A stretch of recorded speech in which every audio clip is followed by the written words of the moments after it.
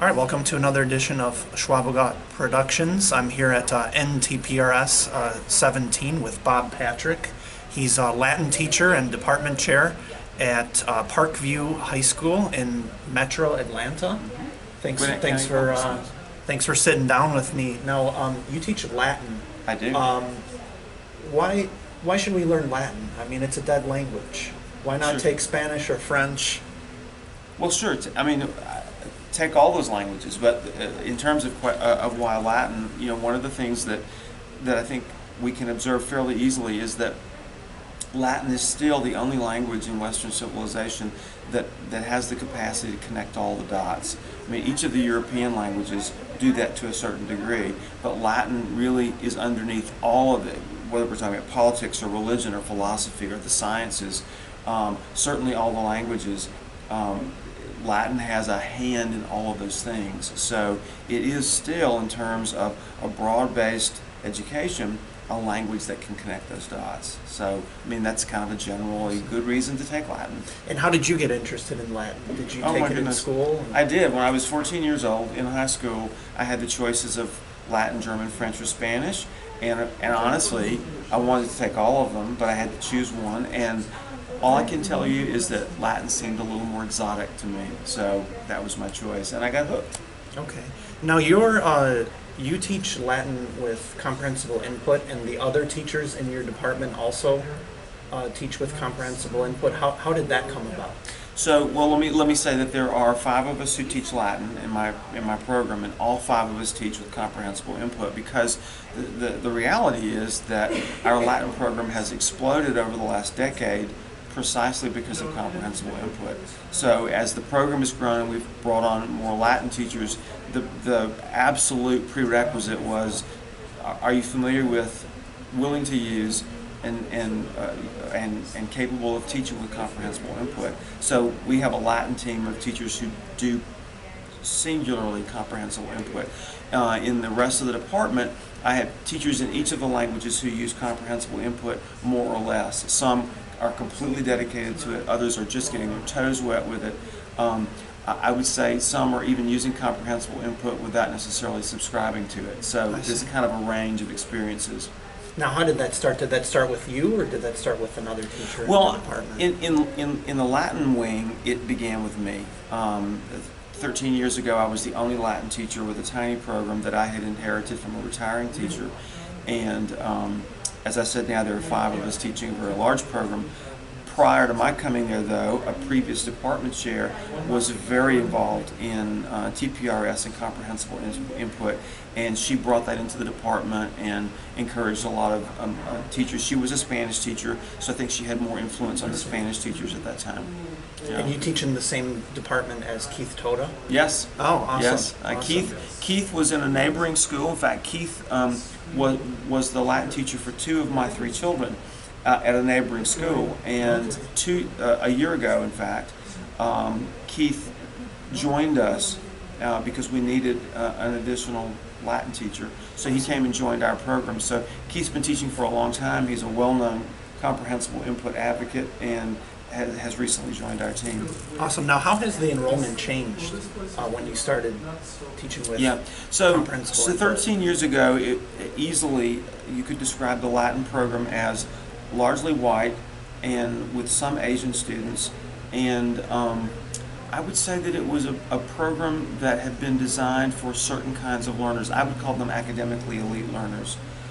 There was, I think, a sense that only certain people could actually survive Latin, and so it created that kind of a small group. Now, I'm proud to say that I live in what has been deemed the most multicultural county in the United States right now. I ask people, what do you think the second most spoken language in Georgia is? What would you say? Spanish? Yeah, except that it's Korean. Wow. The second most spoken language in Georgia is Korean. Within 2 miles of my school, which is technically in Lilburn, Georgia, we have the largest Hindu temple outside of India. Wow.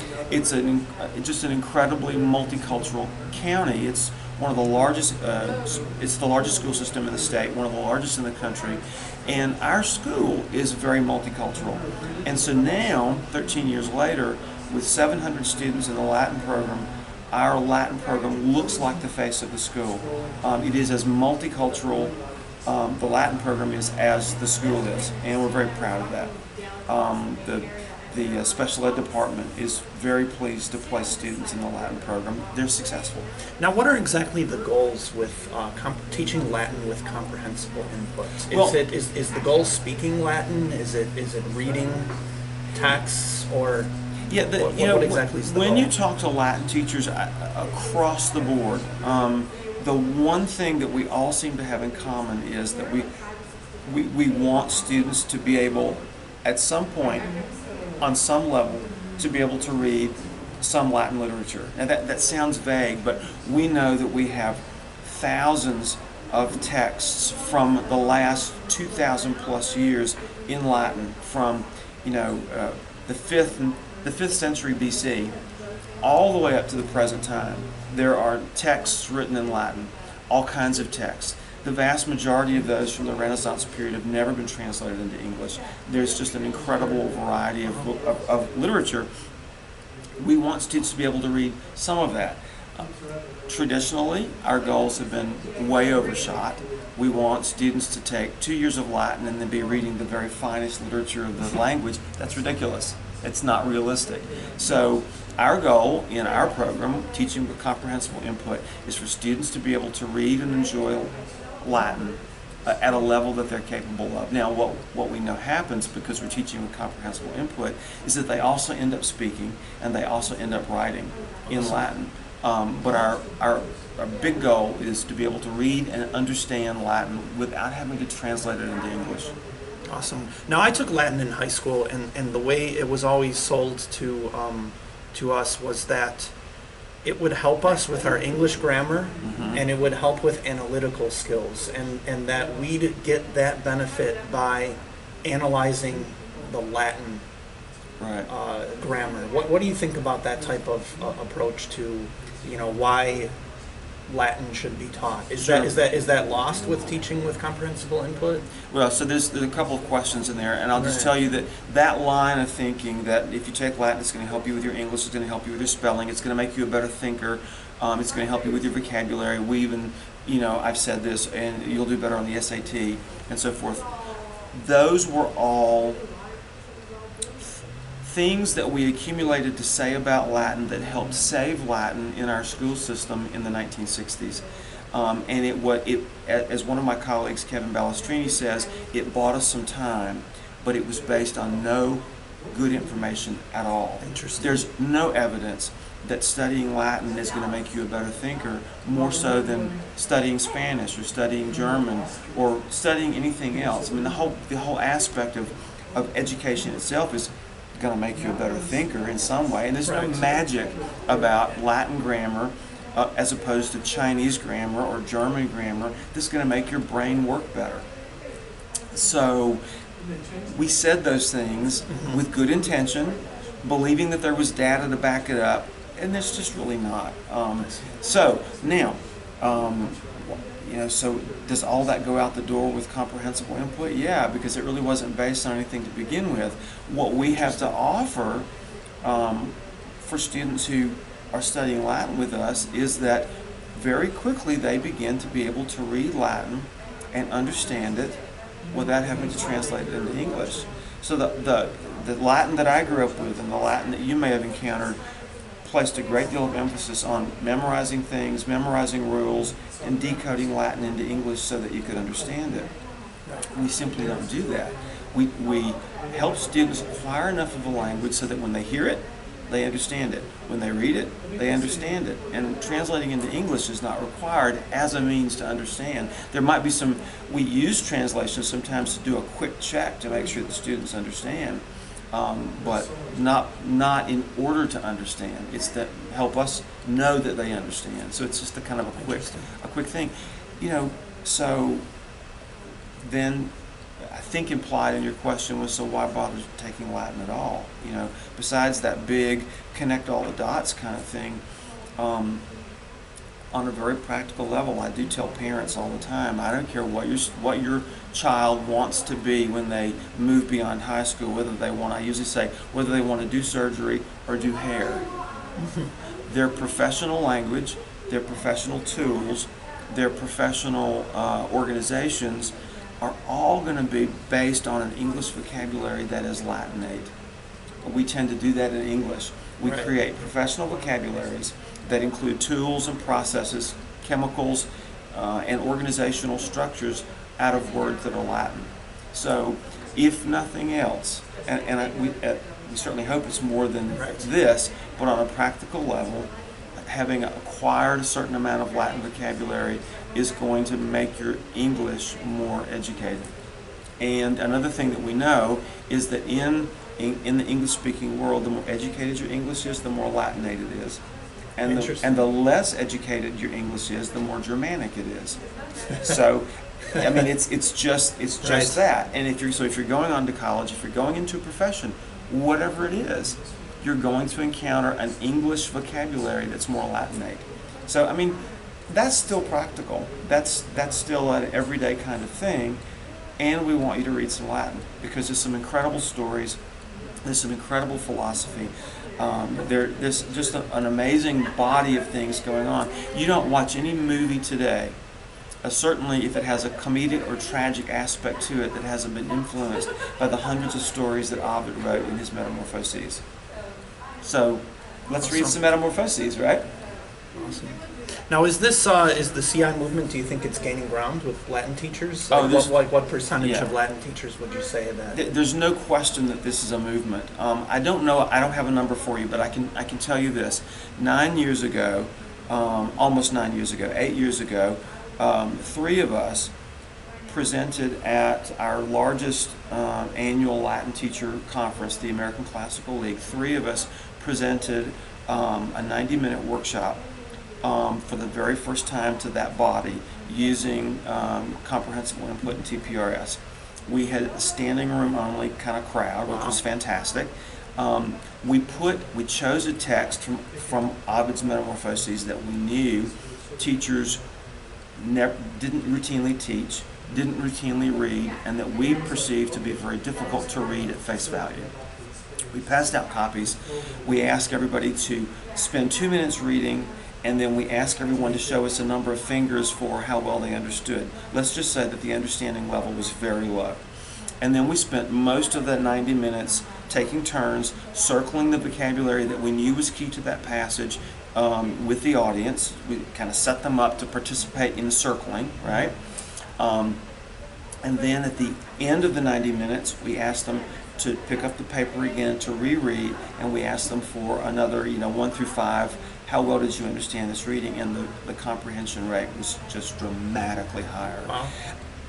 I can tell you my perception is that people left there very enthusiastic or very upset because this was just so new and different. Now, I tell you that to say this past year, just 2 months ago, at the American Classical League for 4 days, almost every hour there was a comprehensible input session being offered by a number of teachers.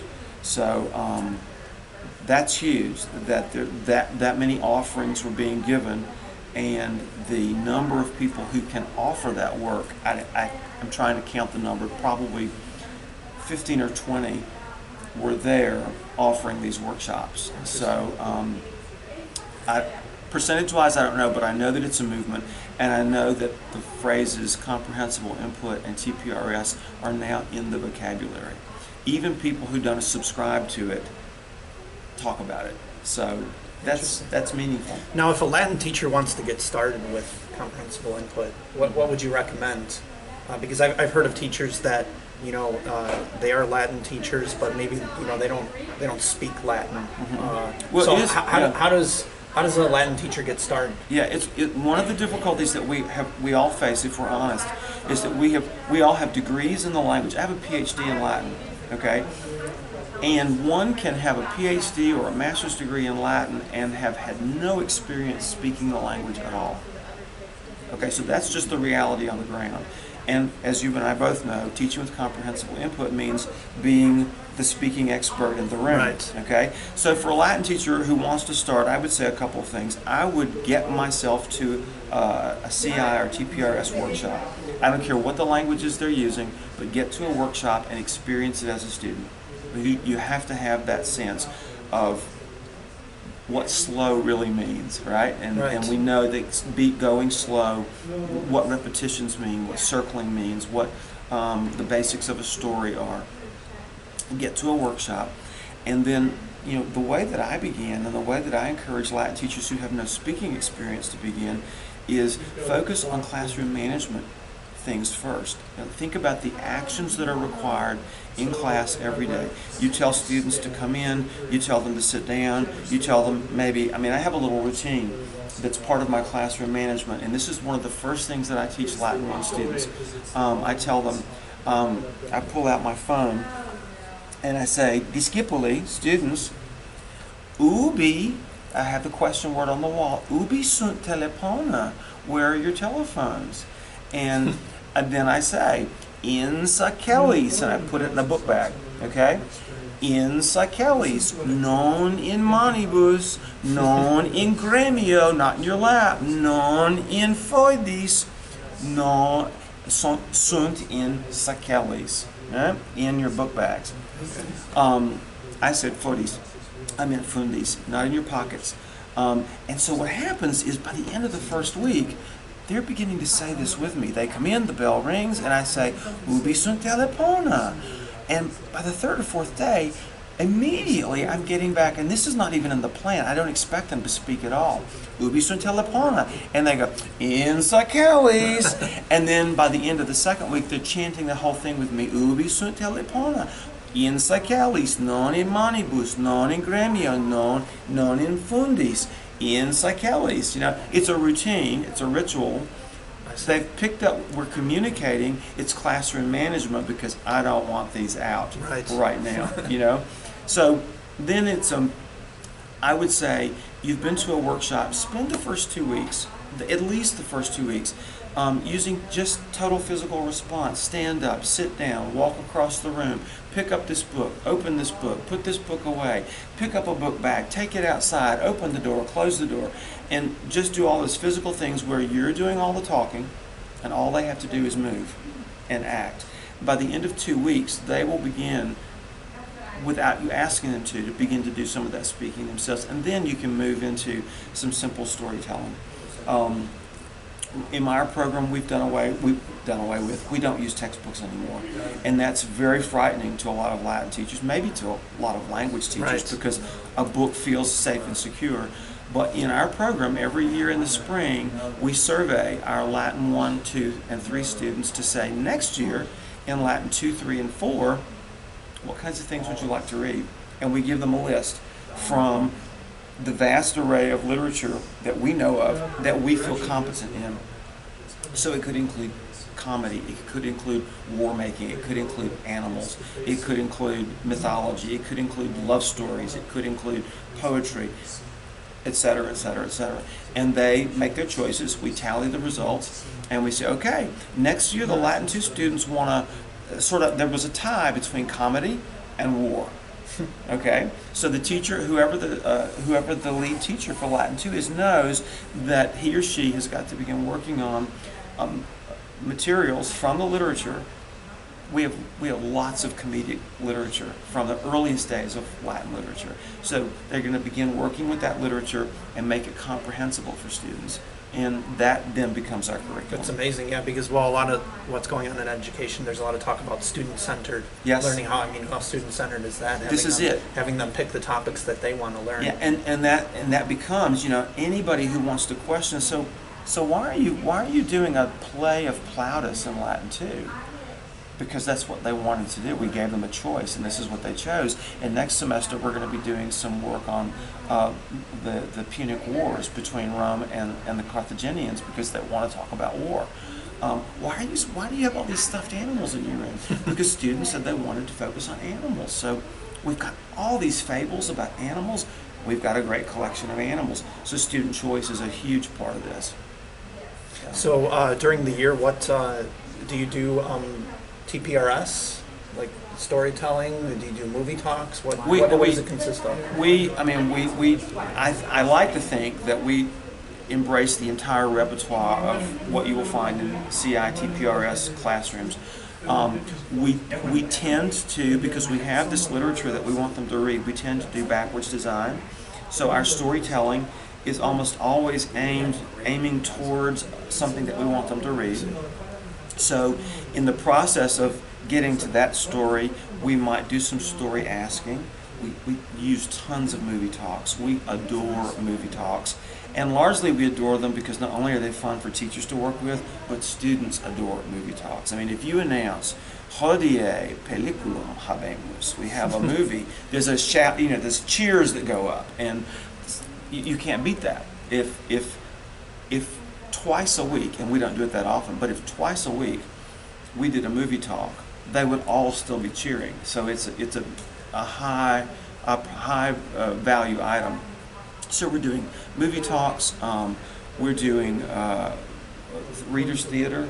So whatever the reading is, it could be a story that we've asked and written down, or it could be a story that has been related to a movie talk, or it could be an embedded version of the story we want them to read. We do readers theater, we act it out. Sometimes those take off and become stories all by themselves. We do cartooning and that sort of thing. So we love to steal good ideas. So when any one of us goes to a conference or reads a blog and comes up with a good idea, we come back in and say, oh guys, you gotta try this. This last year, I think one of the big items in that regard was with dictatio. It's the old traditional French dictée, where the teacher reads a sentence and students do the best they can to write it down. And through Ben Slavic's influence, we then put the sentence on the screen and let them self-check, their own work. And what we found are two things about dictation. One is it is incredibly powerful on the acquisition scale. Whereas I might not dare try to introduce more than 4 new words or structures in a particular day, with dictation, it might include 8 or 9 new words or structures, and they actually acquire these things. Wow. I think it's because it slows everything down and it focuses everything. But the other thing we observe about dictatio is that it's incredibly tedious and boring. So I could not get away with dictation twice a week, not even twice a month sometimes, because when you announce it, they go, oh. And then they tell us that it's one of the most effective things. So it's kind of that balance thing. But this year, we did dictation through QR codes. So we took let's say the 10-sentence dictation that we wanted to do, and we put one sentence attached to a QR code and hung it somewhere in the school. And in pairs, they went around with their cell phones and they scanned the QR code.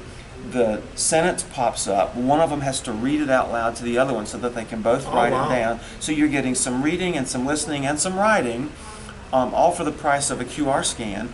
And then below that, in Latin, are instructions for how to find the next QR code. Wow. So there's reading, there's interpretive reading, and some interpersonal reading, because there's some navigation of meeting between the two of them, and then they go find the next QR code.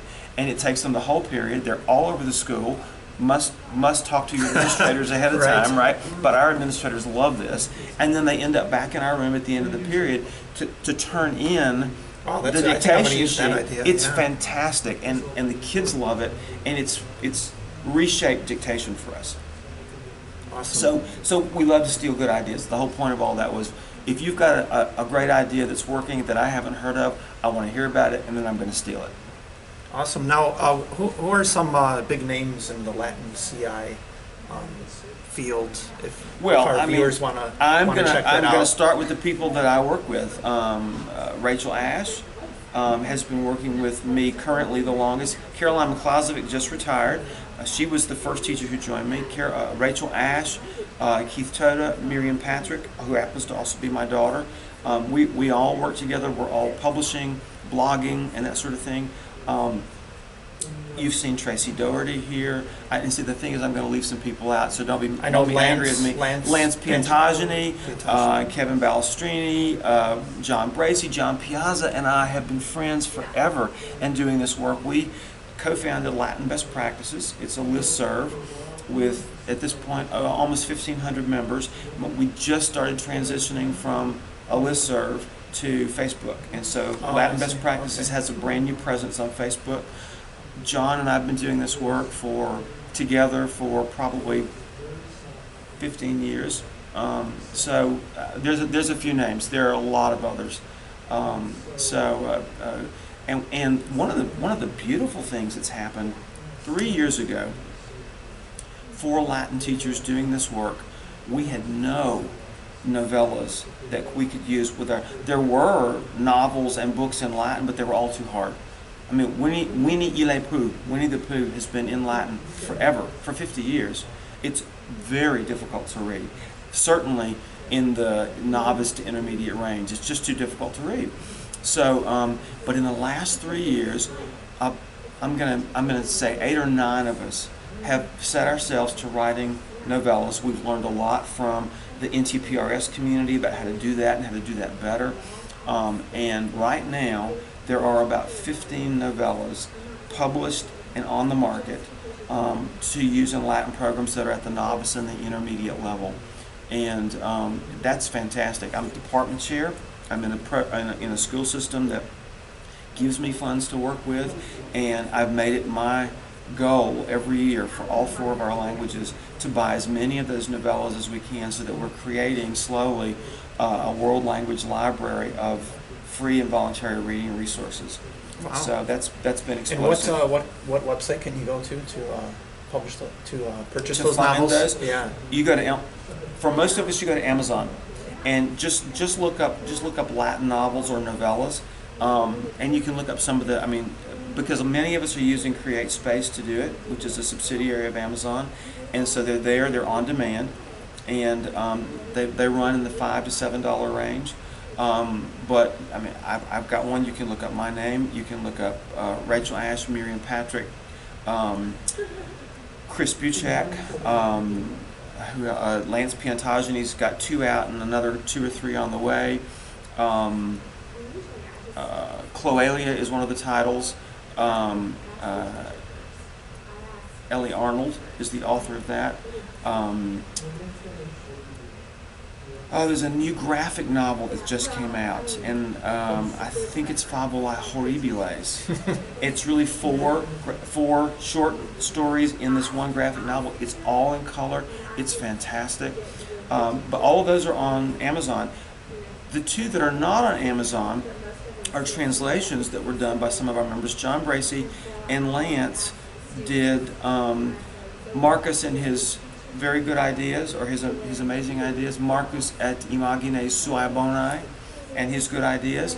That's a TPRS production, and Brando Brown, Con and Wolt. Brandon Brown Wants a Dog. Oh, Brandon Brown is Justin Slocum Bailey, who's another name that I should have mentioned. See, I knew I'll end up regretting the names that I forgot when we're done. Justin translated that for Carol Gobb, and so that's out through those 2 publishing companies. So wow, great. Yeah, a lot of books. And the nice thing about finding one of them on Amazon is it'll show you the others. So just remember one of those, and you can find the others. Yeah. All right. Well, thanks for sitting down with me to talk about Latin. Pleasure. Yeah, and I'm definitely looking forward to the last day of the Latin demo. Thanks so much. Right, I've enjoyed it. Thanks a lot. Take care.